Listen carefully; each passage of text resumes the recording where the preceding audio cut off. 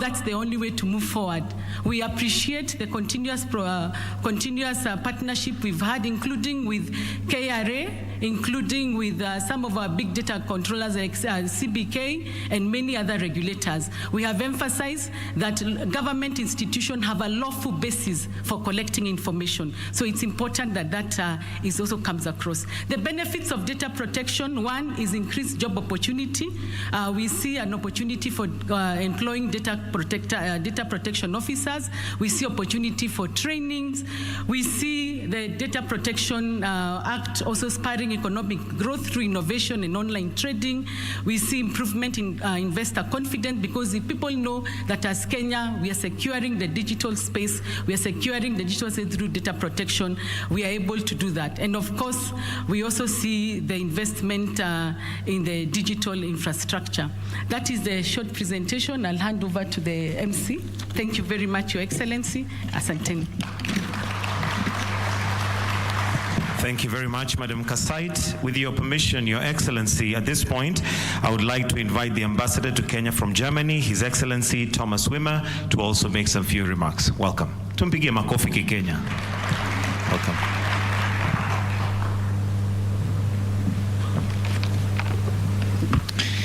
Thank you very much. Your Excellency, Dr. William Ruto, the President of the Republic and Commander-in-Chief of the Defense Forces, the Honorable Eliud Owalo, CS for Information, Communications and Digital Economy, the Honorable Deputy Governor of Nairobi, our good friend and cooperation partner, the Honorable Immaculate Kasai, the Data Protection Commissioner. I would also like to say hi to my colleague Irene Garibaldi. She's the European Union Head of Cooperation and works very closely with us in the matter of data protection. Ladies and gentlemen, good morning and happy International Data Protection Day. Kenya is one of the pioneers in terms of digitalization. Very obviously, my country, Germany, and many other countries can learn a lot from Kenya. Kenya is a digital heavyweight. With Kenyans going online in record numbers, the digital transformation has therefore also become a centerpiece of Kenyan-German relations. Jointly with the European Union, Germany is investing close to 3 billion shillings in support of Kenya's transition towards a sustainable and human-centered digital economy. We do this through our joint project called Digital Transformation Center. I am also proud to announce a new initiative on the digitalization of TVET institutions in Kenya, funded by Germany, France, and the EU, adding another 9.5 billion shillings. Thank you. Data is becoming an increasingly important commodity, something we could not have imagined a few years ago. However, data is only valuable if we know how to use it sensibly and how to protect it. Data-driven innovations have the potential to transform people's lives and to create major benefits for companies and societies. But this comes with significant risks in terms of data safety and data privacy, challenges which we are all facing, Kenya, Germany, and many other countries alike. Kenya has firmly positioned itself as a regional and global leader on data protection. The adoption of the Data Protection Act is a remarkable achievement, and the impressive work of the Data Protection Commissioner speaks for itself. Your Excellency, ladies and gentlemen, the world's first data protection law was adopted in Germany in 1970. The German federal state of Hesse enacted the world's first Data Protection Act. Last year, on this day, I joked that I didn't even know we had data then, but it's good to know that they were well protected if we had any. Since then, data protection laws have been spreading across the globe. Germany and the EU have been Kenya's prime partners for the implementation of the Data Protection Act since the onset. We have been working closely with the Data Protection Commissioner and the Ministry of Information, Communications and the Digital Economy to establish a strong data protection culture in Kenya. Data protection is a civil right and governments have the responsibility to create the framework for the citizens. But data protection is also a business asset. Kenya's comprehensive data protection and cybersecurity framework is developing into a strong pull factor for foreign companies to invest. As German Development Corporation and as Team Europe, we look forward to partnering with you here in Kenya, but also in international fora to jointly shape the global data protection architecture. Kenya has all the ingredients to fast-track its digital transformation. I would like to thank Your Excellency, the President, the ICT Ministry, and the Office of the Data Protection Commissioner for working with us and organizing this event in exactly this spirit. Thank you very much.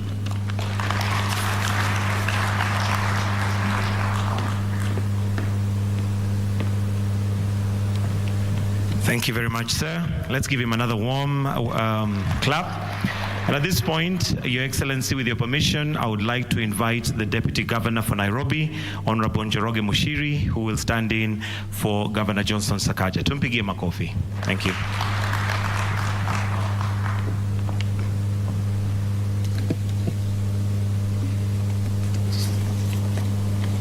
Your Excellency, the President of the Republic of Kenya, Dr. William Samoei Ruto, CS Eliud Owalo, the Data Commissioner, ambassadors here present, distinguished guests, ladies and gentlemen.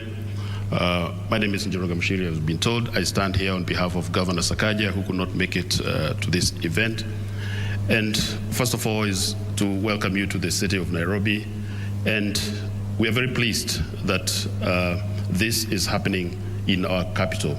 In the city of Nairobi, in our government, we've already adopted technology in a number of things that we are doing. We have a state-of-the-art data center that was established quite a while back, and which we are now using effectively to be able to deliver services to our people. Your Excellency will be pleased to know that we have also set up a Smart Nairobi Directorate to be able to digitize and automate a lot of our functions within the city. And we also set up a Hustler Opportunities Directorate that we will serve largely on the back of technology. In this regard, then, therefore, the data that we collect will need to be carefully protected. We need to be able to enhance protection of personal information while we allow it to be accessed by the various parties in terms of decision making and in terms of carrying out what is lawful government business. We will also be looking at some of the other areas that we need to automate, like in streetlights. We can do a lot of work on the streetlights. You have smart poles, which we can then use to collect data across the city that we use to process and manage our operations within the city. In addition to that, we're implementing a GIS system that will allow us to do street addressing, and that enables us to get very efficient in terms of rates collection, business permit licensing, and all that we need to do to be able to drive revenues up in the city. It's therefore important that all this data that we collect is carefully protected, is carefully managed, is carefully stored, and is carefully dispensed to those parties that need to access it. Therefore, we're happy that the Data Protection Commissioner and their team are focusing on this day to be able to enlighten our people about the importance of this function. Without much further ado, I'd like to thank you all very much for coming and wish you a good day. Thank you.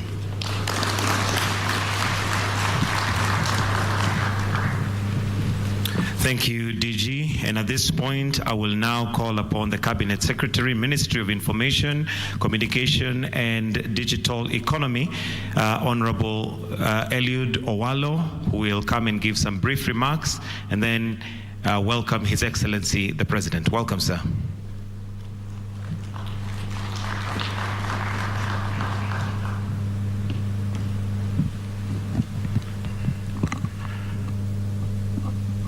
His Excellency the President, distinguished ladies and gentlemen, all protocols observed, good afternoon.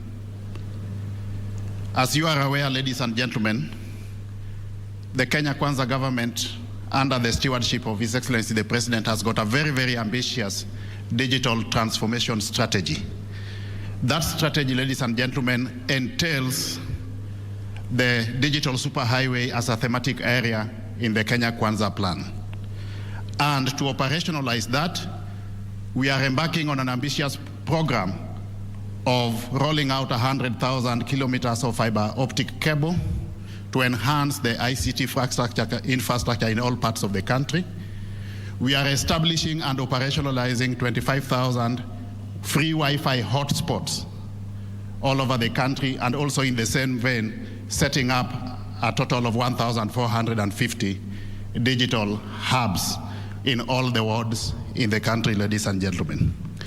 Equally, we are embarking on an ambitious digital literacy program among members of the public and public officials so that there is an optimal level of uptake of the ICT infrastructure that we are rolling out so that we are able to move towards the digital transformation agenda that is envisaged.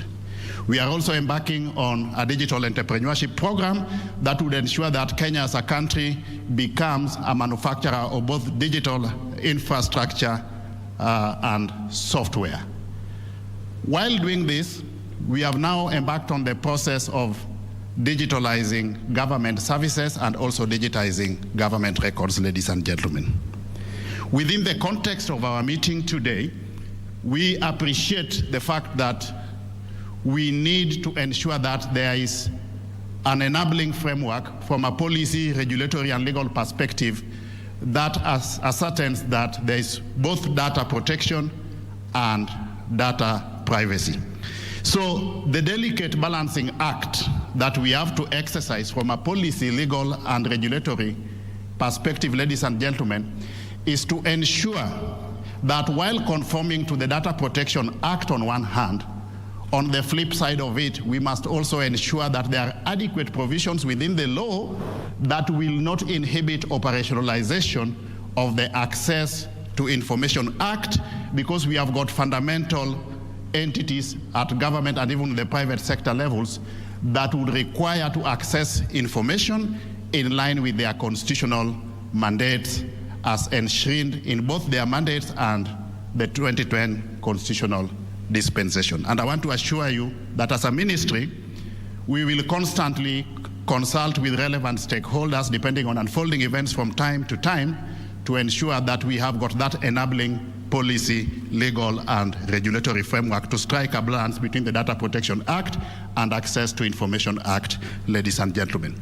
With those few remarks, may I now have the distinguished honor and privilege to invite His Excellency the President to come over and address the congregation. Thank you very much.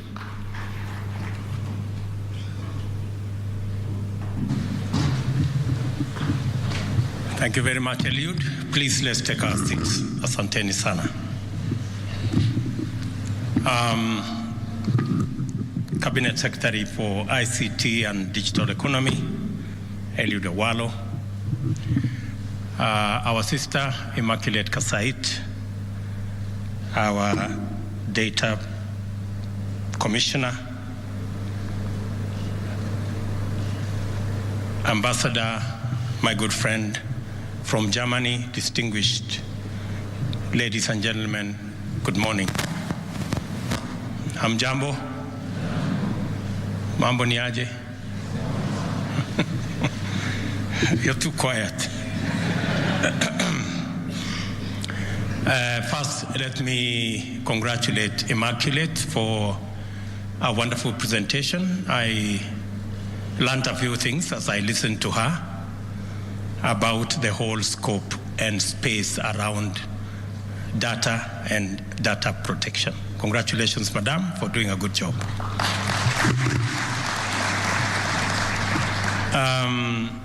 I'm very happy to join you this morning on this occasion as we observe the International Data Privacy Day, as it gives us an excellent opportunity to reflect and reason about possibilities, constraints, opportunities, as well as threats that define the field of privacy, especially in matters data. When the first such day was marked over 4 decades ago, Kenya had not plugged into the information technology data universe that was just taking off then.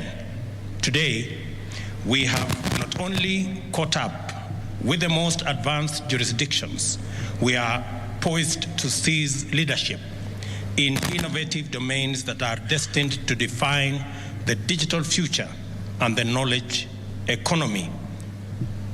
Like the rest of the world, we are in the grip of the 4th industrial revolution that is underway, which has radically changed our world and our lives within a very short time.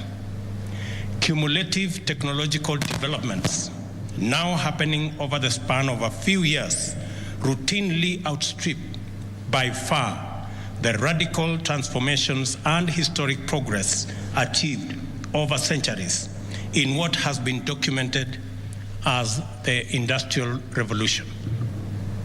Life, work, society, and government are all undergoing unprecedented forms and rates of change owing to connectivity, automation, artificial intelligence, nanotechnology, and robotics.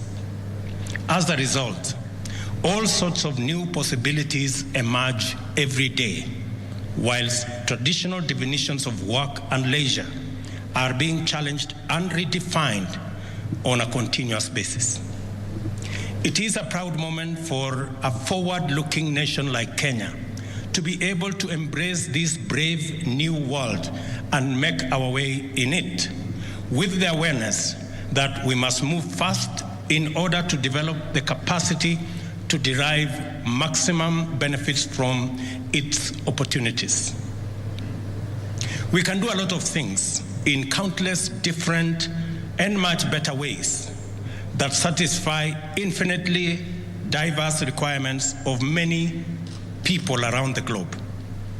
The barriers to real-time interaction on a global scale no longer exist. People can work from anywhere, and many activities that were considered leisure are now lucrative lines of work. At the same time, this brave new world is vulnerable to antisocial agencies on a much more devastating scale. Every time we connect, we become exposed to relentless waves of attempted attacks and breaches of security. Data, as the currency of the new age, is ever in demand, and all sorts of entities employ all manner of strategies to obtain and leverage on it. It is the duty of the government to deploy necessary resources and remain vigilant in order to support and protect entrepreneurs, innovators, and other workers in the digital economy from fraudsters, terrorists, traffickers of illicitly obtained data, and all manner of criminals who populate the online underworld. It is worthwhile, therefore, to reflect about the opportunities as well as the threats present in the digital economy on one hand, and the methods and strategies of promoting and protecting legitimate actors while deterring and suppressing malevolent agencies on the other hand. Data protection must serve the greater interest of the public by ensuring that we have sufficient information for effective and efficient delivery of public goods and services. However, we must also ensure that criminal elements do not hide under data protection or exploit it to perpetuate crime or evade paying tax. The context in which we reflect on this tire of tension matters. We are an open and democratic society founded on the principles of constitutionalism and the rule of law. We are also a market economy dedicated to entrepreneurial freedom and consumer choice as the foundational principle of wealth and success. We must allow maximum entrepreneurial liberty in order to reap the benefits of the free market economy and advance human well-being. Yet, we cannot permit the vulnerable to be victimized by fraud, exploitation, and abuse. We have an obligation to defend national sovereignty and protect society from cyber terrorists and online criminals. Yet, we must not use security and protection as excuses to claw away the fundamental rights and freedoms of citizens, especially on the matter of access to information. It seems to me, then, that it is important for all stakeholders in the data sector to always be conscious of limits. What are the constitutionally recognized and practically unavoidable limits to freedom of expression, freedom of information, and the right to privacy, as well as the state's authority in respect to all this? There must be a balance. I think the statement I'm trying to make here is there must be a balance between the state's responsibility to make sure that citizens have access to information in accordance with the Access to Information Act, but also protect citizens and whatever information that is private from criminals and other actors in that space. So there must be a balance between access to information on one hand and protection of privacy on another hand. And the nexus between those two, the nexus between access to information and protection of data and information, is the balance that will give us the right equilibrium for government to access legally useful information for public good and for citizens. And there are details and information to be protected from people who use it for other purposes other than that which is legal. And that's the balance that the ministry, the various departments, and especially our dear commissioner must keep balancing so that we are in good space. In order for Kenya to realize the maximum potential of the digital superhighway, we must have a clear data management regime that is rational, effective, and promotes efficiency.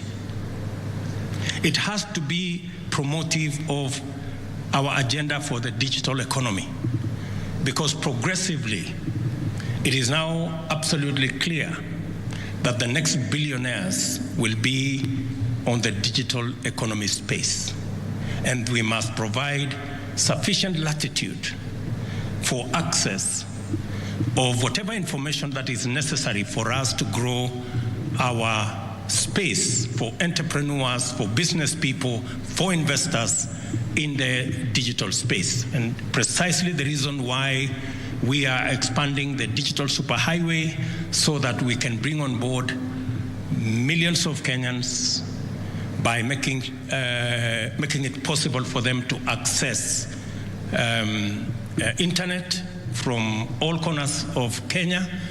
They can transact with government, they can do business, they can create, they can innovate, and they can do business on the digital space. And precisely the reason why I set up the ministry that has digital economy as one its big mandates.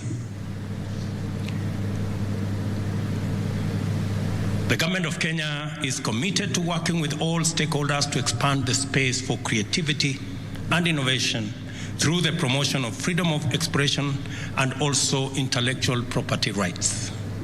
It is our intention to ensure that Kenya finally reaps its overdue dividend from the heavy investment in ICT infrastructure made over the last 2 decades. With 6 submarine fiber optic cables offering broadband connectivity, over 9,000 kilometers of terrestrial fiber optic connecting nearly in all county headquarters, geographical broadband coverage of 56%, and mobile broadband penetration of 96%, we are putting finishing touches on the policy and infrastructural framework that will switch on a historic explosion of productivity and competitiveness in our digital economy and in our entire Kenyan economy. I am looking forward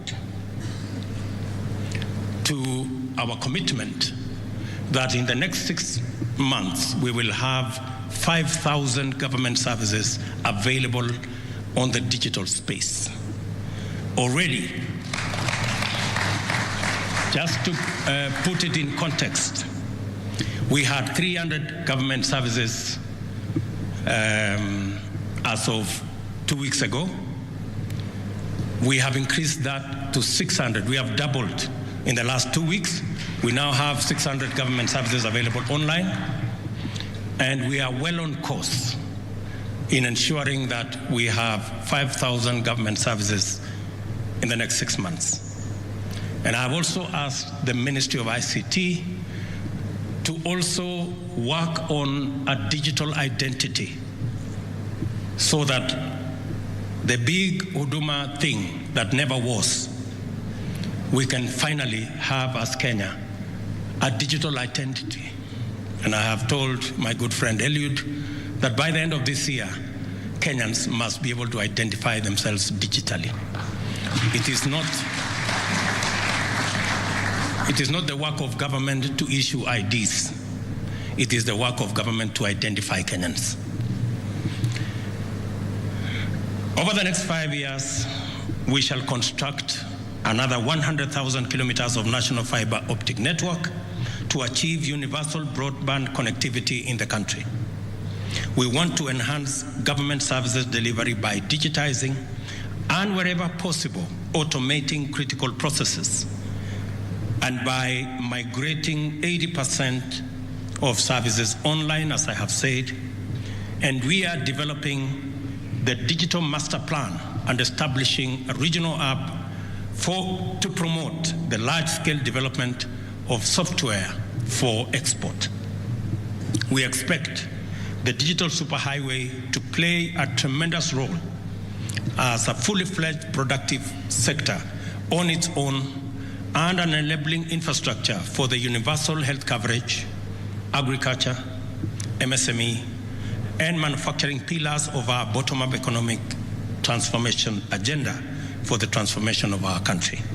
And just to state that we already have registered 5 million farmers who will participate this year in our subsidized fertilizer platform that will be available online as a mechanism of eliminating leakage, pilferage, corruption, and inefficiency in the delivery of fertilizer and especially of our subsidy program.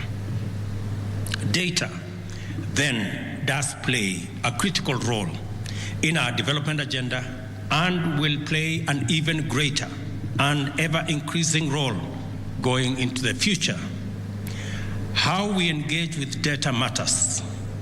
As a commodity, public as well as private good, data is essential.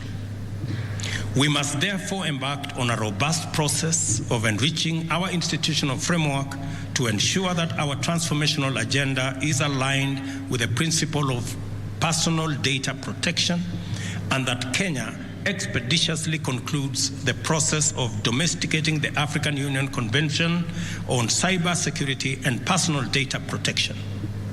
For this reason, the Cabinet Secretary for Information and the Digital Economy has been tasked with taking up this matter with the Attorney General and the leadership of the National Assembly so that we can be in tandem with the rest of the continent.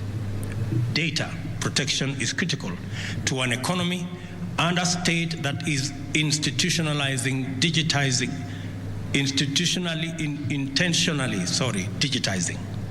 We are committed to supporting the Office of the Data Protection Commissioner to ensure that it rapidly acquires the necessary capacity to effectively perform its functions.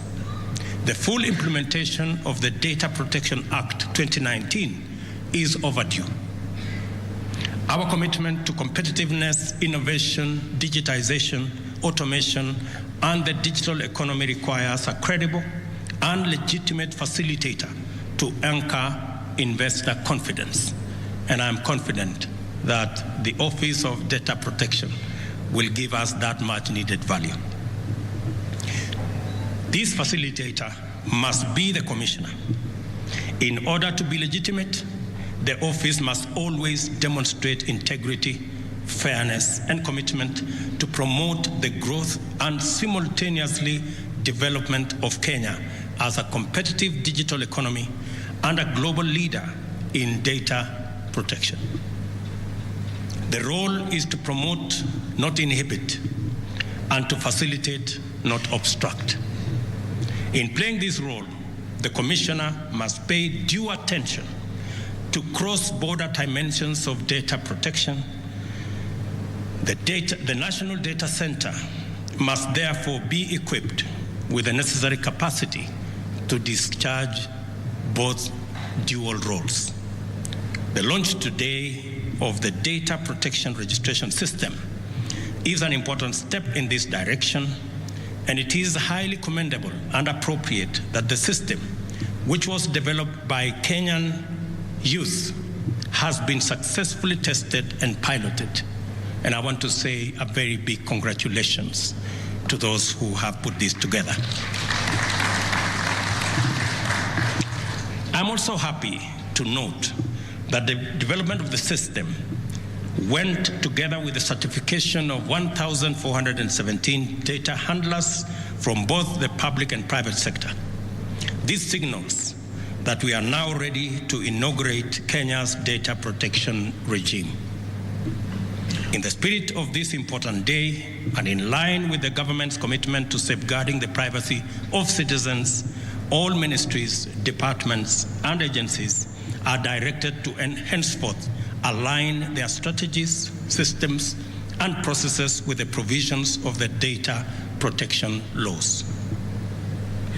I also call upon county governments to pay attention to this development and take appropriate measures within their constitutional mandate to achieve a unified wall of government approach to data protection. I now declare, ladies and gentlemen, with a lot of pride, the Data Protection Registration System officially launched as we celebrate this great day. Thank you, and God bless you.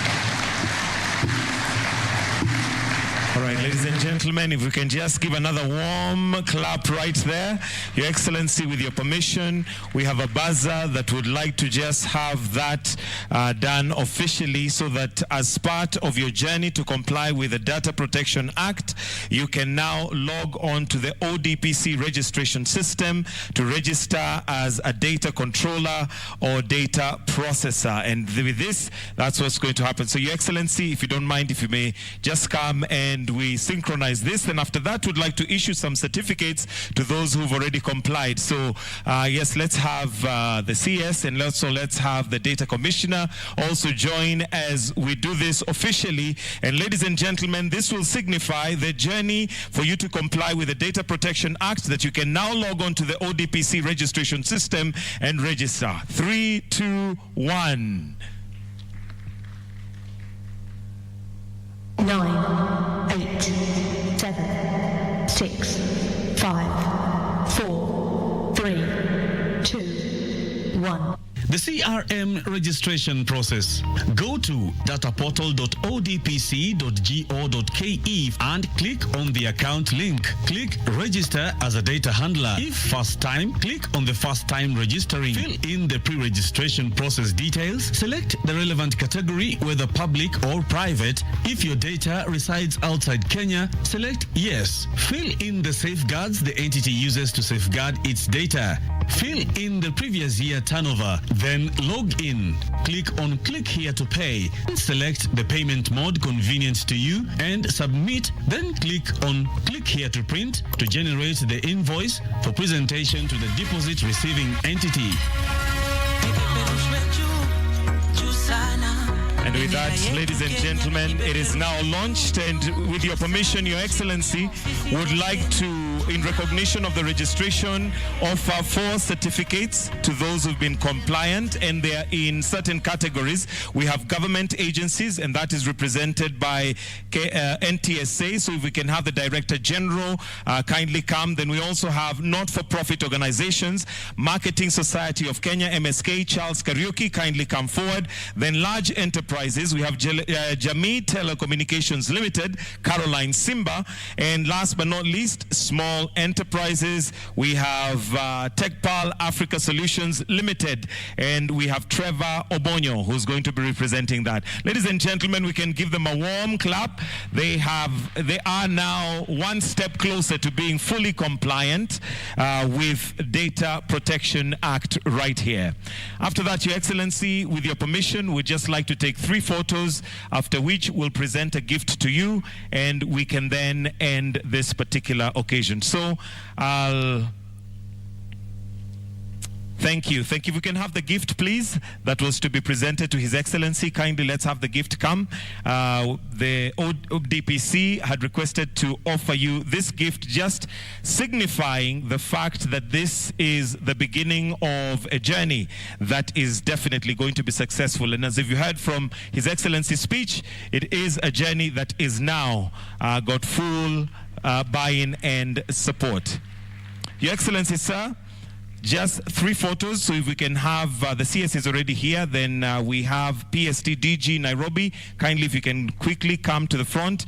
We have the DC and Deputy Commissioners to ODPC. So if we can have the photographers kindly, just do that very quickly. And the next photo after this, we'll add His Excellency, the German Ambassador, who's going to join into that photo. Then we'll also have the 3 Deputy Commissioners.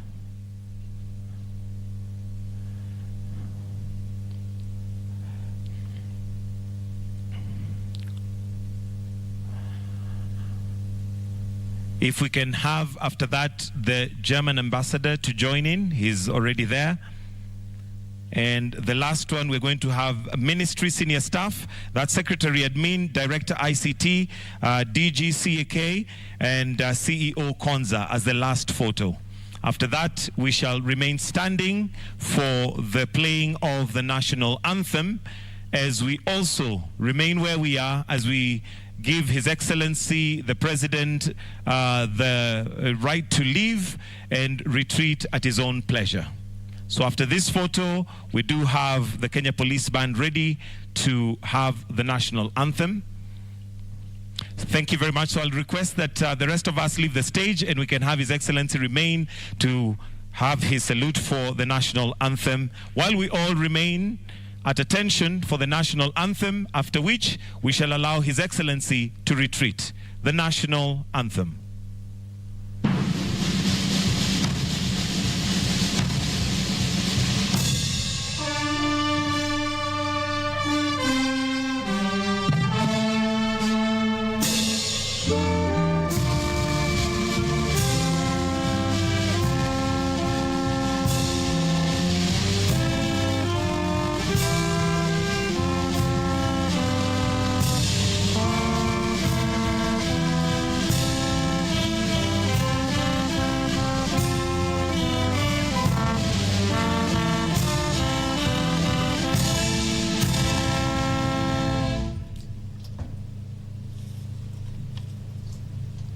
All remain standing as we allow His Excellency to retreat.